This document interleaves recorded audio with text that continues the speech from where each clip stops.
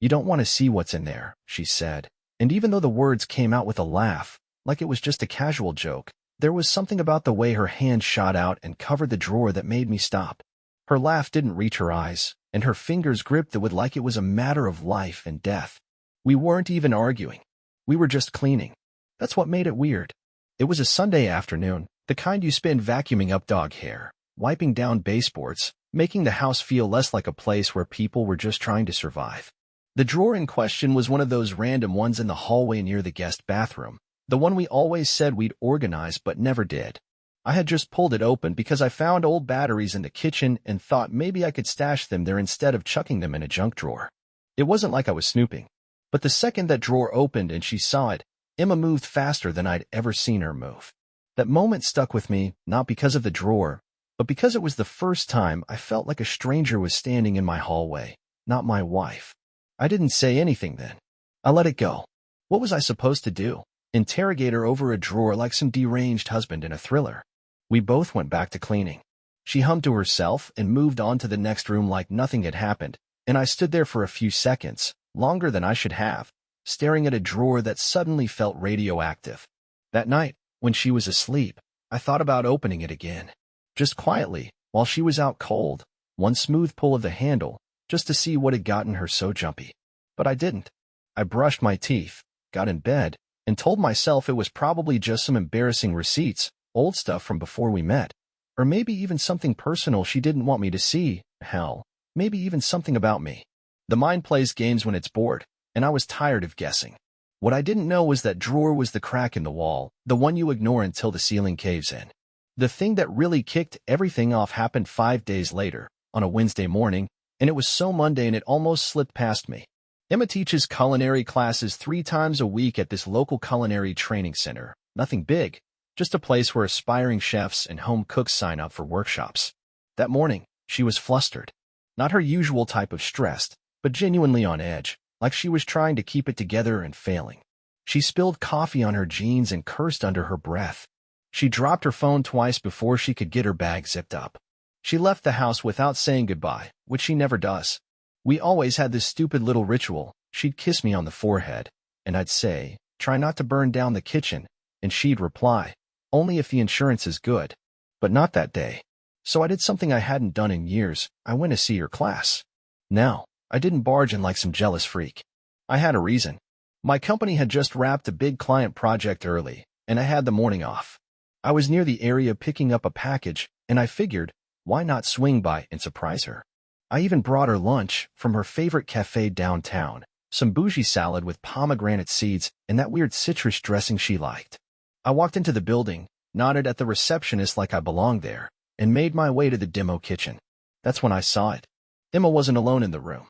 She was standing too close, way too close, to a guy I'd never seen before. And not just standing.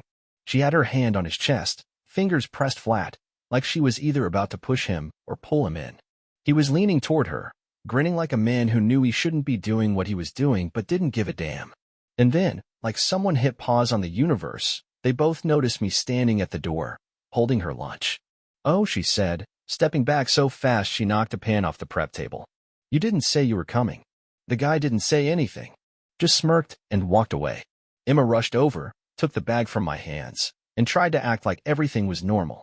She kissed me on the cheek like we hadn't just shared one of the most uncomfortable moments of our lives, and I just stood there, not knowing what to say. I asked who the guy was. She said he was just a student. A very eager one, in her words. She made it sound like I just walked into some awkward moment she didn't want to deal with, and that I was overreacting. "He's a kid," she said, waving her hand dismissively. "He's probably 19 and thinks flirting with the instructor is how he gets an A. Don't read into it." I wanted to believe her. God knows I did. But my gut wouldn't let it go. That night, I went back to the drawer. I waited until she took a long shower, the kind where she blasted the speaker and pretended not to hear anything. I pulled it open slowly, quietly, like the sound itself might alert her.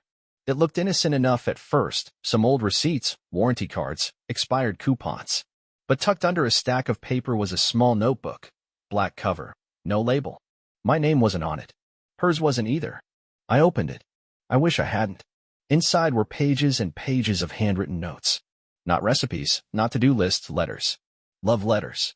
Some were signed J, others had no name at all. Some were written by Emma. Others clearly weren't. The handwriting was different. One entry made my stomach flip. I can still smell you on my fingers every time I leave class. Another said, don't worry about him. He's harmless. He has no idea. It's like sleeping next to a ghost. I sat on the floor next to that drawer for over an hour. My knees went numb. I couldn't bring myself to move. I didn't cry. I didn't shout. I didn't even feel angry at first. Just hollow. Like I had opened a door and found out my life wasn't on the other side anymore. Like someone had swapped out my reality for something uglier, cheaper, full of rot under the surface. When Emma came out of the bathroom, towel around her hair, humming to herself, she found me in the hallway. Sitting there, notebook in hand, every page open to her betrayal. She stopped mid-step. I didn't say a word. She didn't either. We just looked at each other, and in that silence, I realized something even worse than betrayal. She wasn't sorry. She wasn't scared. She was relieved. And that's when I knew. The drawer was just the start. The rest of it was going to hurt a hell of a lot more. I didn't sleep that night, not a minute.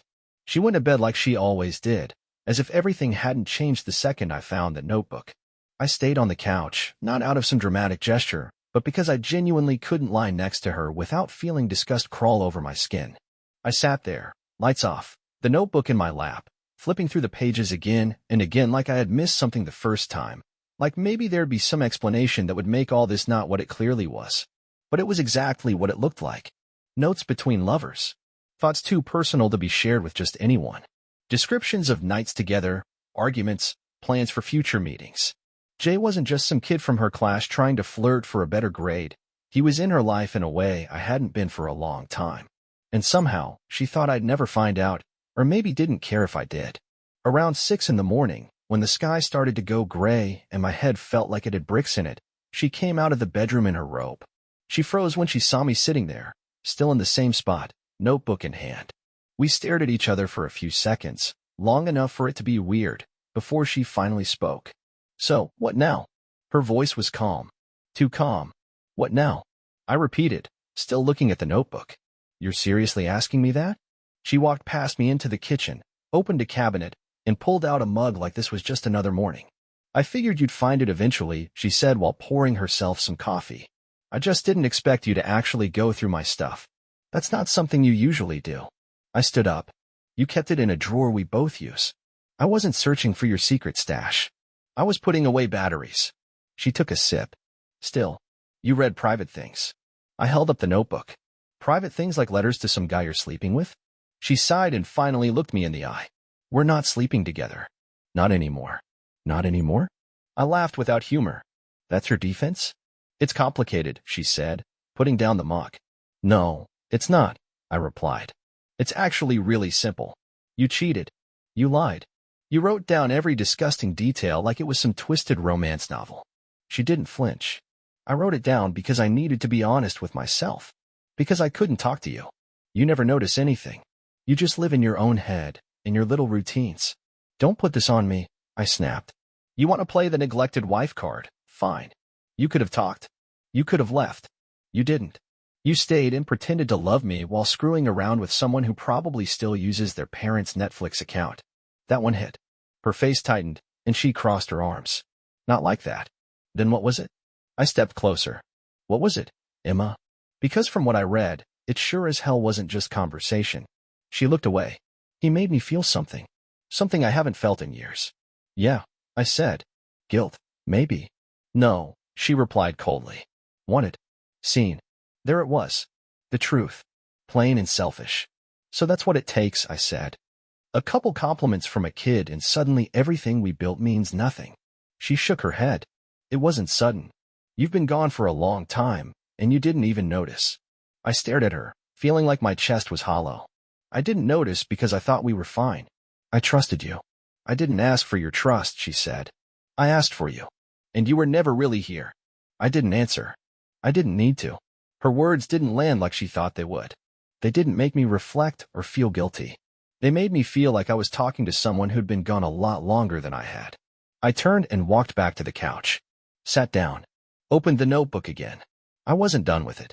I wanted to read every word, to burn the timeline of her betrayal into my memory. Not because I needed to punish myself, but because I wanted to know everything. I didn't want to guess or fill in blanks. I needed it all. She stood in the doorway for a while, watching me. Then, without a word, she left. Got dressed. Packed a bag. Left the house. That was the last conversation we had for a few days. The silence after was deafening, but necessary. I didn't miss her voice.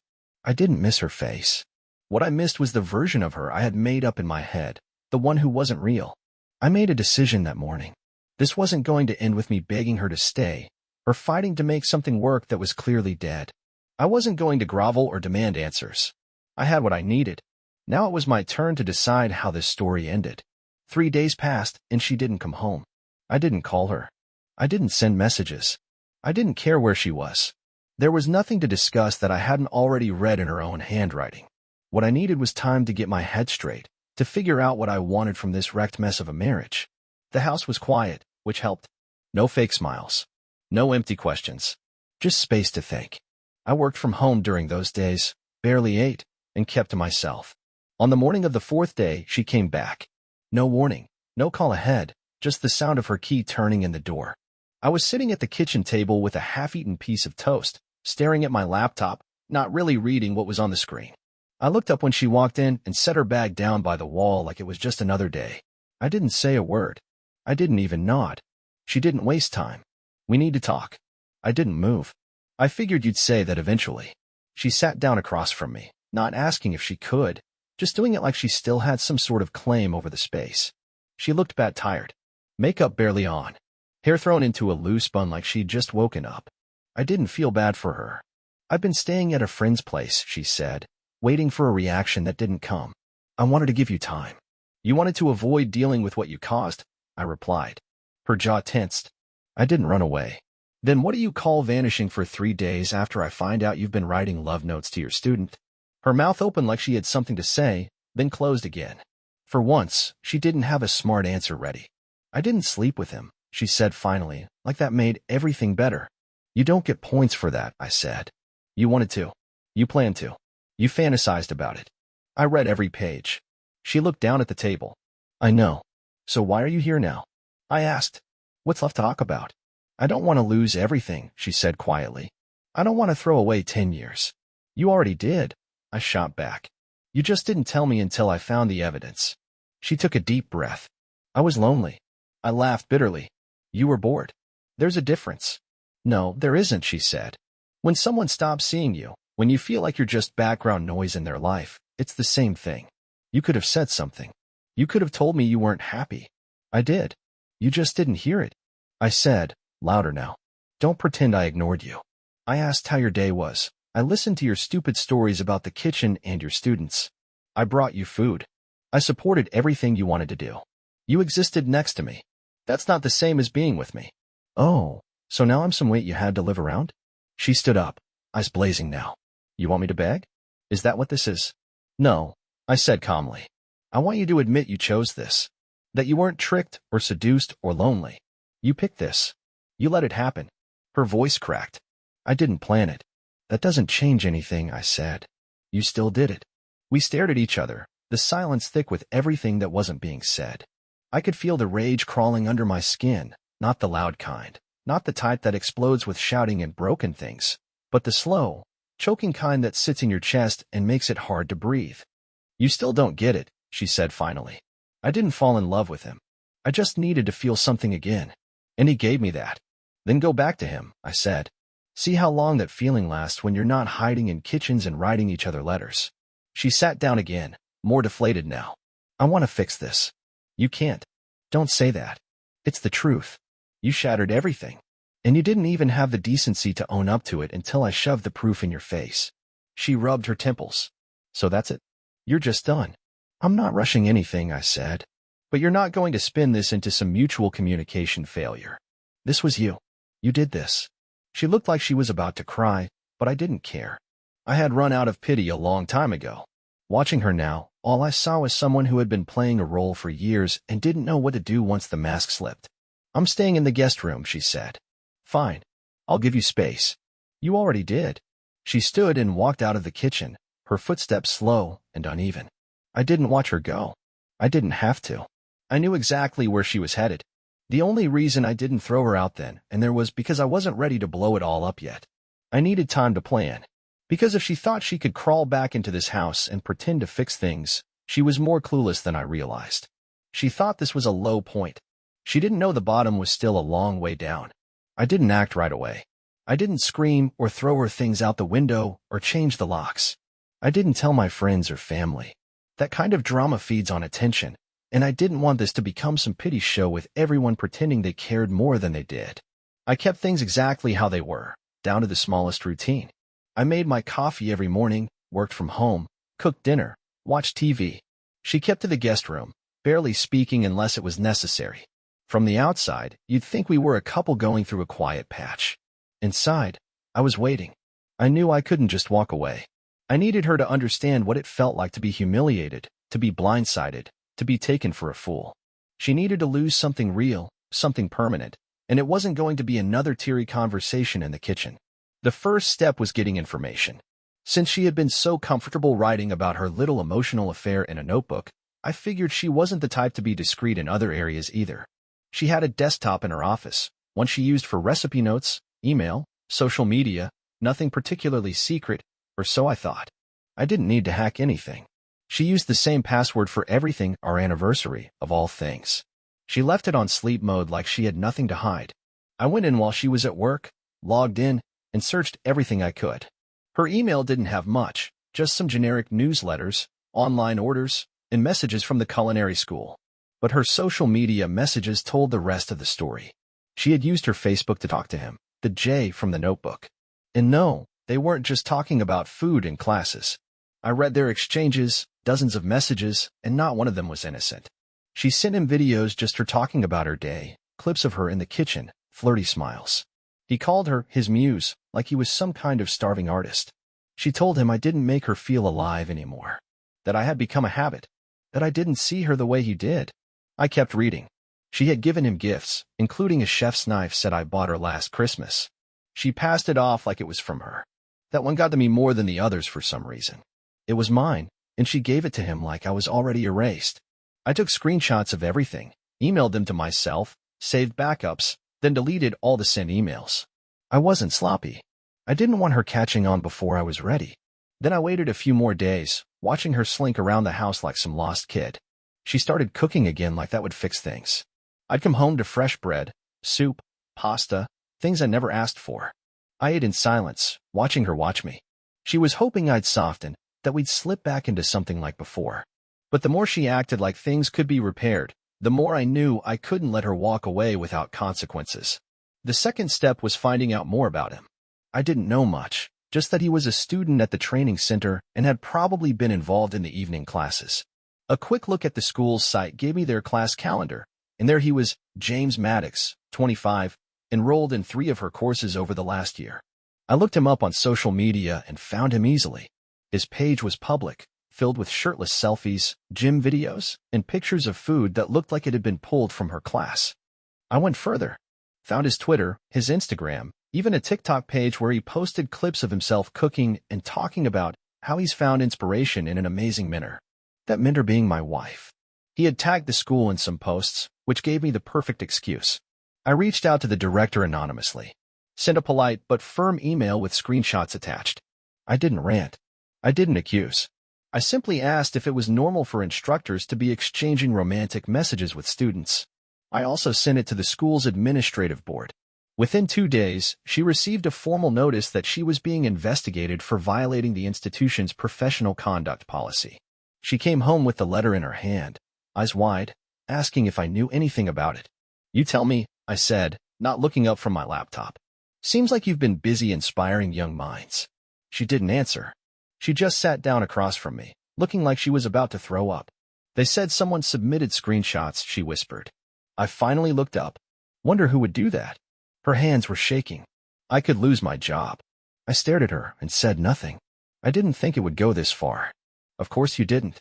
That's your whole thing, isn't it? You never think." She stood up fast, pushing the chair back. "You're getting off on this." "No," I said. "Getting off would mean enjoying it. This is justice." She stormed out of the room, but I stayed put. I wasn't done. I had one more thing planned. Something that would make it public. Not just for her, but for him too. Because if you want to humiliate someone who thought they could do whatever they wanted behind your back, you have to show them what it feels like to have no control. And I was just getting started. The fallout didn't take long. Her suspension became official the following Monday. They didn't even wait for the investigation to finish. The director called her in, handed her a temporary leave letter, and said the board would be meeting soon to decide if she would be permanently removed from her teaching position. She came home with that hollow, stunned look that people get when they've been slapped by something they never thought would hit them. She didn't cry. She didn't scream. She just came inside, put the letter on the kitchen counter, and sat down like her whole body had shut off. I walked in, saw the letter, picked it up, and read it slowly while she stared at the wall. Professional boundaries, compromise of integrity, potential risk to the reputation of the institution, I said out loud. That's a hell of a summary. She didn't answer. I tossed the letter back on the counter. So, what now? She looked at me with red eyes, the kind that weren't from crying but from not sleeping. Why are you doing this?